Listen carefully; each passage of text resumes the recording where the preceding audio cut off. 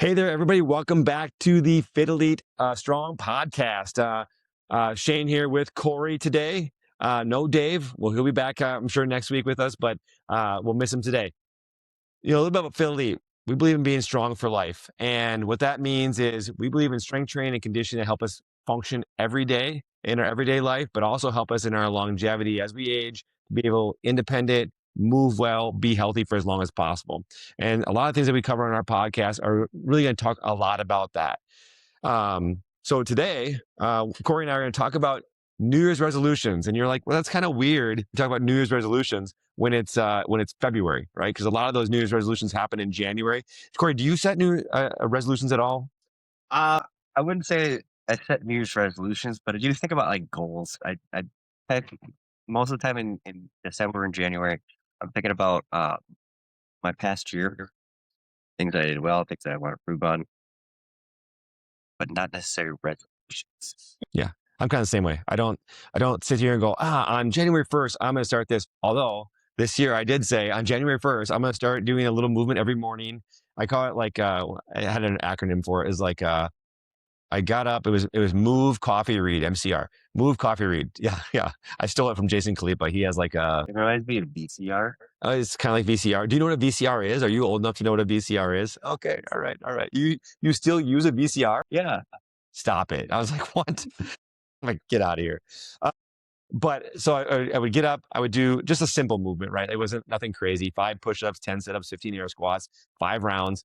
I did that while my coffee was brewing. We got a little Ninja coffee maker. So I'd grind my stuff, put it in there. While I was doing that, I'd do my 5 rounds, get my coffee, started reading the Daily Stoic this year.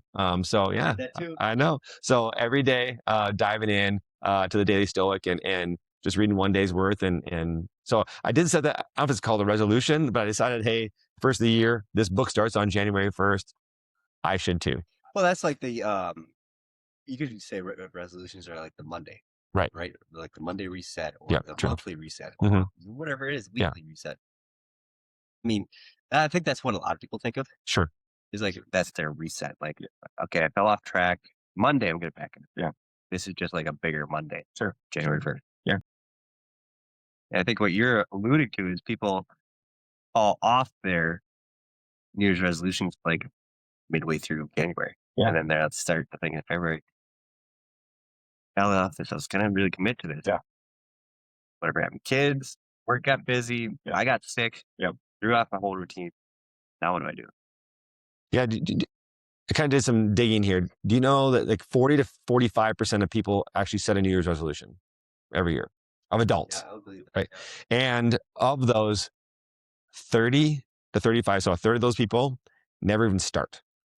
Right. So you're like, hey, I'm going to do this when it comes around, and they never even start. Right. Which, when we look at that, 1/3 of every person who's going to think about starting something doesn't. So it's kind of crazy. I mean, it's not crazy. And we'll talk about, I think today is a great time to talk about, okay, why that happens. And you kind of alluded to a lot of those things, but why that happens. You kind of threw some ideas like, hey, February. Well, the reason we're doing it in February is because by the end of January, so right now we're recording this, it's the end of January. This will air in February. 60% of people have already stopped or abandoned their New Year's resolution, right?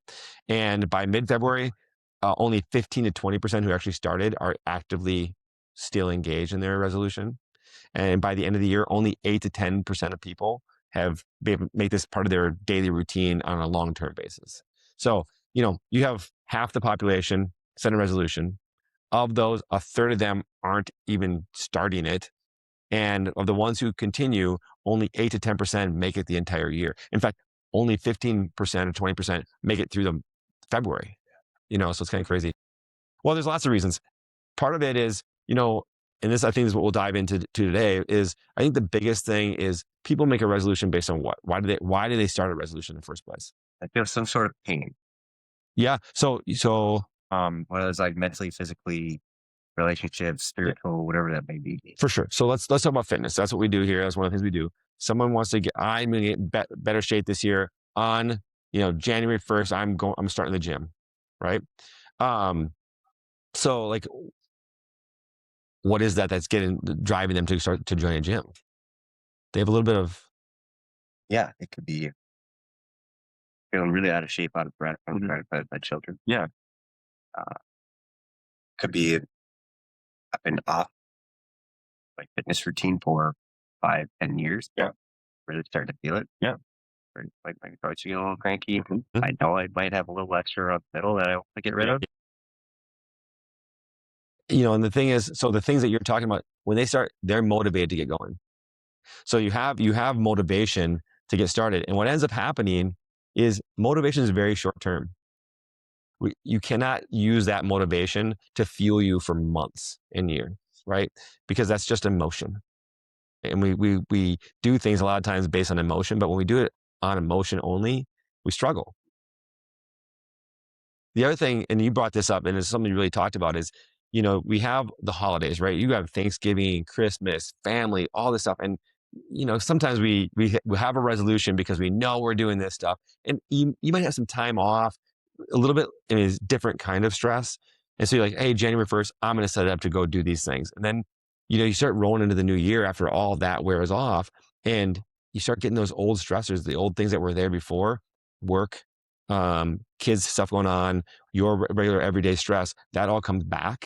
You're in this honeymoon period during the holidays in a lot of ways. And then you hit January and all this stuff starts coming back. And like, oh, God, I see, this is why I never did it in the first place. All this stuff was happening. Or what I think happens is they know they're going to be a little bit indulgent during the holidays. Mhm. I know come January 1st, I'm going to start this resolution. Sure. It's a routine Yeah. to make up for the fact that I'm indulging over the holidays. Yeah, that could be a big part of it too. Yeah, for sure. So then people dive in, right? And you have, what happens when you first start working out for the first time? A lot of times you start, you get soreness, right? You feel, I mean, I wouldn't use the word fatigue, but like your body definitely notices, hey, this is stuff I have not been doing for a while. Like you get up in the morning after a hard workout, like, Right. I don't know if I want to move today. Right. And then how many times have you heard somebody who starts say, I'm going to wait till I'm not sore again? All the time. I had a roommate. Yeah. I had a roommate where he would constantly go through the cycle. Right. He would go super hard in the gym. Yep. Do like 10 different exercises. The next day he'd be so sore. The following day he'd be so sore that he wouldn't want to get up and go again. Right. He'd be like, I'll wait till I'm not sore anymore. Right. 2 weeks later he goes back. Right. And then you do the same thing again, right? Yeah. And he's super sore again. So he continues the cycle. Yep. And so what ends up happening, right? So we talked about the things that get in your way, to stress, family, kids, work, all the stuff that was kind of less over the holidays becomes more again when you get back to reality in January and February. Here we have a lot of cold weather, like this last couple of weeks where it's like below zero. You don't want to leave your house, much less, go work out. You start missing workouts. And then those missed workouts start piling up. And now we're going to get into negative self-talk. See, I could never do it before. Like all these stories we tell ourselves, I think they come back to light because I wasn't set up for success, right? I think a lot of it is because they're trying to do it on their own. Yeah. And that's a big thing. By themselves. And you're the only person that you have to stay accountable to. So you can find any excuse you want to not be accountable. Right. For people, motivation is not the same as a plan. And I think that's what you're getting to. And I would say this: most people don't quit because they don't care. Right? You started this whole thing because you do care. You do want to make a change. You do want something different. So you don't quit because you don't care. I think people quit because they were relying on emotion and motivation, not a plan. Yeah, I had this great feeling like, oh, I'm going to get after this again. I'm going to really feel good after I start doing that. Right. And then reality comes and hits you in the face, and you're like, oh, I got to do this every day or every morning or 3 times a week. And and my husband's telling me I need to go do this, or my wife's telling me I need to go do this after work. I'm going to have the time to do it today. So it's a reliance on motivation and emotion, not a plan. And I think that's one of the things that, as we talk about this in February, at FitELITE, historically, we've had our biggest growth months, February, March are kind of big growth months for us. Not as much January as you would think, right? Because in January, I'm motivated I'm going to go do it myself, right? It gets to February and you're like, I didn't do it. Or I don't know what to do anymore. I tried for a little while. I ran out of ideas.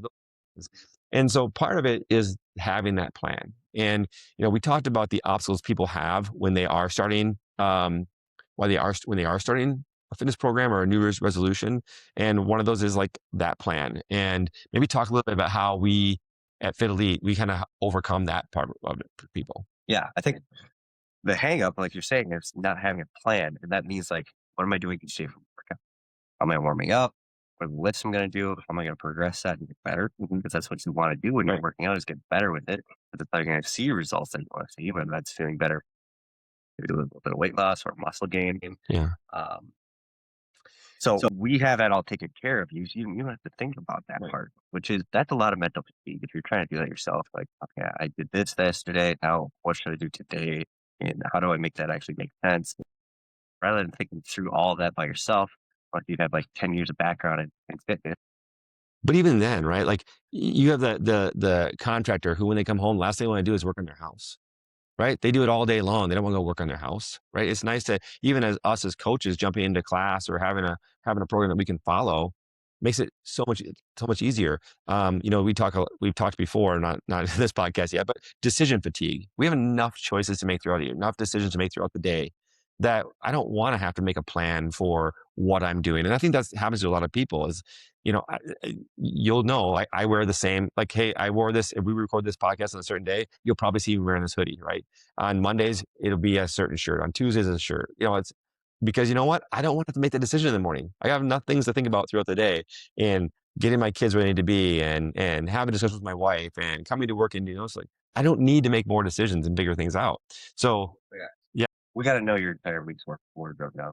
You need to know what I wear every day? Yeah, Monday was Tuesday. Yeah, Monday is a very bright yellow shirt because I want to start. Yeah, I want to start the day off bright. Come on, the week off bright. On Tuesday, I will wear probably a black T-shirt with right now gray joggers because it's cold out, so I'll wear my gray joggers. On Wednesday, it's a pink shirt because on Wednesday we wear pink, and so I'll wear the pink shirt. The pants on that might vary between black and gray, a little bit, but it's made ahead of time, not on the day of. Thursday will be the black T-shirt. I've never black T-shirt. I have two of them with green joggers, and Friday I will have a red T-shirt that I'll wear on Fridays. So, yep, Korey's wearing his red too. So there you go. People know, like, and I train some kids too, and they know, like. And it's funny because they must be Monday. Shane's. And you know what? This summer, we had kids rocking the neon yellow on Mondays and wearing the pink on Wednesdays for training. It was great. We didn't train on Fridays, but they kind of caught on a little bit. They got the bright yellow and the pink. So we had a little, collaboration going, which is great because it leads into kind of the next thing, right? Motivation is something that I need to try to pull out of myself. But I had to rely on myself to do it. So it's not like, sometimes I'm looking outward for like inspiration, right? Motivation is something I need to produce for myself, right? And that becomes very tough to do on a regular basis, especially if something's not part of your routine. And when I talked about that connection and that community of us, like those kids wearing the same color shirt or having that bright yellow, that's community. I don't, they don't want to miss that. It made me smile when people would show up and they purposely were wearing bright yellow on Mondays and pink on Wednesdays, right? What that did a couple of things. It connected all of us a little bit, and I didn't tell them to do that. It connected all of us. But it also created this different level of accountability. Oh, he's going to be seen, we'll be here. We'll notice this. We can connect on that. And I think that's the important part of like coming to a gym like this, is that connection piece. And I don't have to rely on my own motivation, right? To do work. I can rely on the accountability of the coaches at the gym or the members in the gym that are looking forward to seeing me there so we can connect like I did with those kids over the summer. Yeah. Well, just this morning I had somebody in class their first time. The first thing they notice is like, there's no mirrors in here. Right. I like that. Yeah. Right. Not everybody's like focused dialed in on themselves. Right. Kind of open and very welcoming. Right. I heard you talking about that. She was very, how friendly everybody was to her, helping her out. Coaches were coaching her through things. Members were assisting and talking with her. And, that's a big deal to feel really seen, connected, that you can be coached in a scenario like that where it's not just me seeing the mirrors or being intimidated, people not talking, walking around with their headphones on, which is fine. I've been there. I've done that. But that's not for everybody, right? So like, I think that connection piece in that, the word community, but that connection piece becomes very important to help produce accountability for people. You take a look at even the classes and the regulars are there, right? Right. When somebody's not there, like, oh, where's Gene? Right. I might message her. Right. Hey, where were you today? Right. Or she comes back in, where you been? Oh, I was on the ski trip with the grandkids, or I was on vacation for wherever. So that's huge. What we call positive peer pressure. 100%. Yeah, 100%. As a person who notices that someone's not there, I like that because I don't know, I like to care about the people around me. As a person who gets noticed that I'm not there, it's very, like, you feel cared for, right? Like, other people that don't need to care about you and how you're doing and where you're at. So I think that's huge. So you don't have to rely on your motivation. Yeah. Well, that makes me think about the second piece, like after that, what you're talking about. Yeah. Not relying on motivation is getting into a routine. Yep. So whenever somebody says motivation, I instantly think of discipline. Sure. And so discipline to me is making yourself do something for long enough, and then after a while, it actually isn't discipline anymore. Right. Because it becomes part of who you are, your routine. Right. And we all have routines as humans. Right. Every single one of us does something almost every single day. Whether it's brushing your teeth, how you go to bed, whatever you do in the morning, you have a routine. Right. And so to start that new routine, you have to have discipline because you're forcing yourself to do it. Part of that is motivation to start it, but motivation wanes very fast. Yep. And so I always think about discipline to initialize that routine until it becomes something you don't think about it. That's a very good. And that's kind of why I mentioned like a 9 a.m. class here, where these people they first came in, right? They're starting to I want to change this, whatever that may be. Yep. They get themselves to come to that class. Yep. They have a great experience. Yep. But then the next day or the day after that, when they come back, that's still motivation. They're still trying to get themselves to come back here. Right. And then I'd say the second week, third week, fourth week is probably discipline. Right. You're forcing yourself to come. Right. You may feel sore. Maybe like this is a little bit of inconvenience, but I can probably still fit it in. Yeah. That's discipline. Sure. And then it becomes routine. Yep. After a month or two, and you've been consistently coming, you've been feeling the benefit. And this is part of who you are now. This is your routine. You're ingrained in it. Right. And I think we should talk about that too. Like how long it takes for somebody to make this a part of who they are. Sure. Like what is retention like for somebody that is starting a routine? Yeah. So for us, I think in general, but like you find someone, and if someone can make it through that first month, so if they're consistent for that first month, then they've started to establish that habit, right? And I think that's what you're talking about, that routine or that habit comes. But for sometimes you need, like you said, that discipline to say, all right, super busy this day, I don't feel like it, whatever. Like, discipline means I do it even if I don't feel like it that day, right? So I can get to the end result. So if I can do that for a month, generally speaking, it's becoming a part of my habit and routine, right? So I think going through that, and then I think one thing that's beneficial is, as coaches, we're watching to see how frequently people are coming in. So if we're seeing them only come in once a week, or we haven't seen them, they've come in less than 3 times, or we haven't seen them in a week, we're reaching out to them as coaches because we got to figure out, hey, where are you?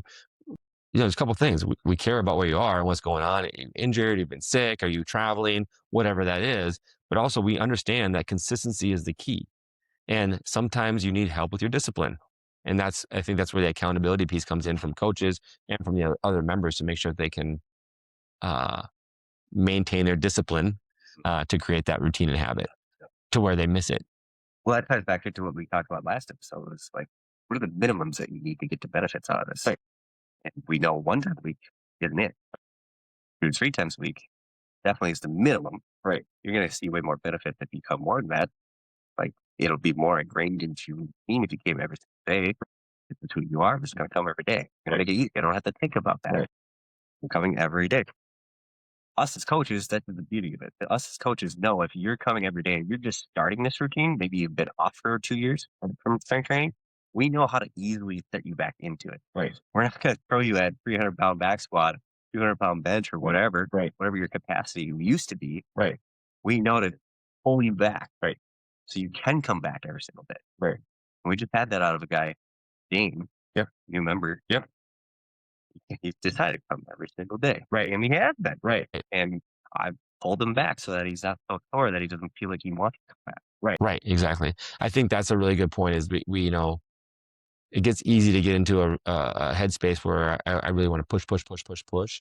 And the reality is, I made a list as we were talking here about what people don't really need when they're starting a routine. And part of it's like more motivation. They don't need rah-rah, more motivation, more pushing into that. They need support, right? They need that coaching. They need the structure, but they don't need more motivation, right? They've got here. Now we're going to create the structure to help with that discipline so it becomes a habit.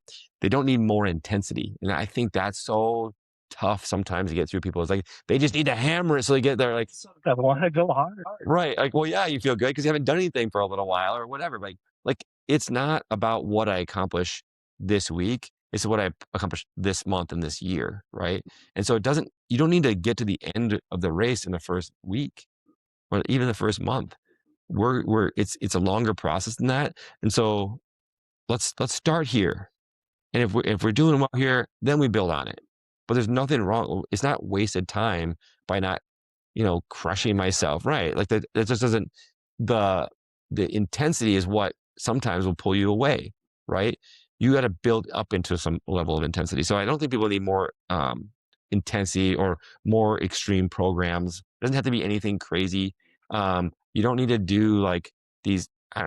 You can if you want to. People can build into those things if you want to, but it shouldn't be the foundation of your fitness is extreme programs. It should be something you can do based on the training and workouts that I am doing. Well, if you talk a foundation, that's like, it's your house, but you're building a solid foundation where you can build up on top of it. Right. That's what you want to do in the first month. Right. And I've seen it in my own personal clients, my first training clients. Like, you're coming to me, you haven't been doing anything for a while. I've made the mistake of pushing people way too early. They get so sore and they get demotivated because they're so sore. And it doesn't even take that much to get results in the beginning. Agreed. And actually, the less is better. Right. You're going to get more results from doing that because your body can only take so much capacity at the very beginning. And so that's what we do for you as you're coming in from, if you failed your New Year's resolution, coming back in, we're handling that part for you. You don't have to think about the workout. You don't have to think about how hard you need to push. You just need to help us follow through on what you're going to do and what you want to commit to. Yep. And we talked last podcast about what our class looks like. So whether it's a class setting or personal training, which we do a ton of personal training here as well. It's really about just getting started, having a plan, a structure that kind of builds on itself. And because we know that when we're talking about strength training right now, because, I think in a later podcast, we talked a little bit about why strength training is important on the last podcast, but just really, we're going to dive a little bit more into why I want to have good, healthy, lean muscle mass. You come into the gym here, you're not going to see big, bulky men or women. You're going to see healthy, fit, active people. Every age and size. Right? And they're all working together to get better, right? Whatever that looks like for them. Yeah. We got the veterans of like 15 years, 20 years, and we got the newbies. Right. And everywhere in between. Right. So Everybody looks the same. Right, exactly. And then that's great. That's how it should be. I think the structure that we provide in that progressive strength training where there's actually a system and a plan in place really helps you see results. And like you said, there's a 6-week block, a 12-week block, whatever that might be, you're going to start seeing those results. And the great thing is the best way to stay consistent with something is to see positive results from it. Isn't that great? Realize, and here's the thing that I'm interrupting you here real quick, but here's the thing that I wish people did a better job. We did a better job of is helping people see the snapshot of where they're starting with us and then seeing where they are at the end or at 6 weeks in or 2 months in. They're sitting there, oh man, I don't know if I'm getting stronger. Oh yeah, because last week when you started, you could do 10-pound dumbbells and now you're using 20-pound dumbbells and it looks way more efficient and smooth. Like that's significant. So you should celebrate those things. You make it through a class now, I'll be able to hear that. Right. Which is how it should be. every once in a while you should feel very fatigued at the end of a workout, depending on what we're doing. But yeah, you should be able to get up and go function throughout the rest of the Well, we could talk about one of our members, Juan, where he first started. Making it through a class was very difficult. Sure. And he just felt so fatigued. And it's just his like central nervous system, like, everything about it. He just felt so drained, so fatigued, and take naps after class. Okay. Yeah. And now I just talked to him the other day. He's like, I like back 5 days. Yeah. Cool. So his capacity got up Yeah. a lot, and he gained a lot of muscle, and Right. he gained a lot of confidence through that. Yeah.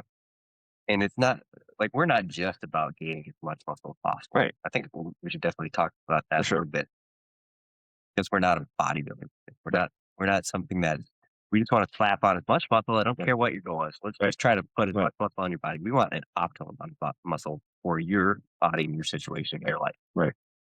Which is a little bit more than you think, but it's not like you're not going to have big broad shoulders. If you're a female, you're not going to have these massive quads, Right. or something like that. Right. We're not going through the extremes of what you see on social media. Correct. Yeah, that's very true. I think we're gonna good, like, what do we say, quality muscle. I want to have good lean muscle. I want to lose body fat. Muscle becomes super important. I know we talked about it last podcast, just for our overall longevity and health, but how we can function outside of the gym and the things that we can do. So I agree with you 100% that that's not. We're here to be as fit as possible, not as muscular as possible. Some people want to gain muscle, and I think that's great. And it's just a different, right? You can certainly do that. And there's ways, and we can, if that's somebody's goal, we can certainly help them get there.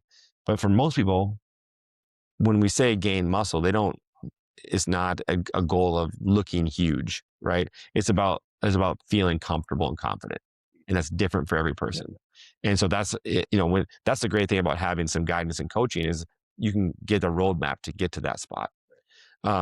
So, I think the biggest thing that when we look at these resolutions, or if you're one of those 40 to 45% of people who started one, and then a third of those who didn't even actually start it, they had a plan but never did, or didn't have a plan. They were motivated to but never followed through. And you're the other, like, only 8% people making it for a year.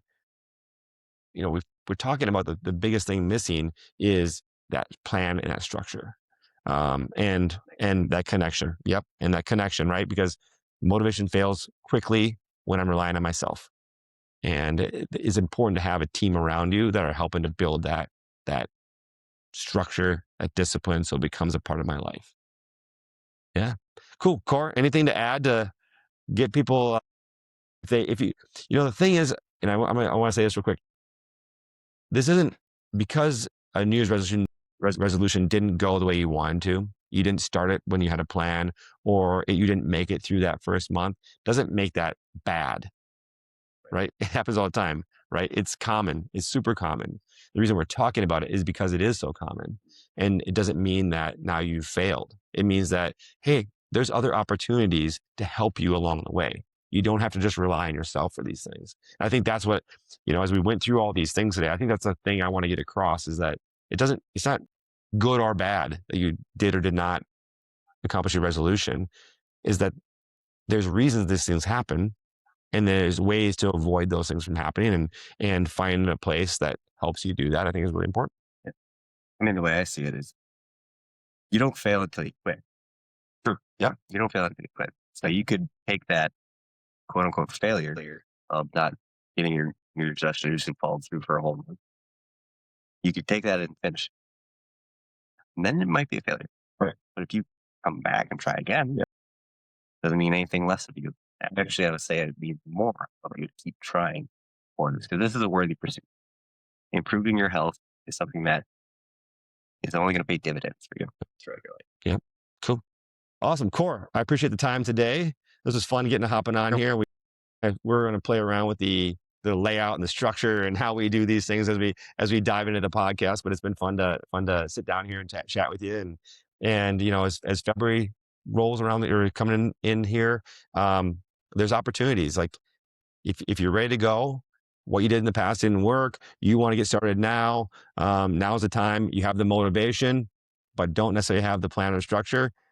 Come see us, or find that place for you that can help you get that structure and that plan, so that you can move forward and be the healthiest version of yourself. Exactly. Well, go into the description of the podcast or this episode. and click on our website, and you can find out how to fill out our information and we'll reach out to you. Yeah, very cool. Cool. Well, welcome, guys. Thank you. And we'll see you next time.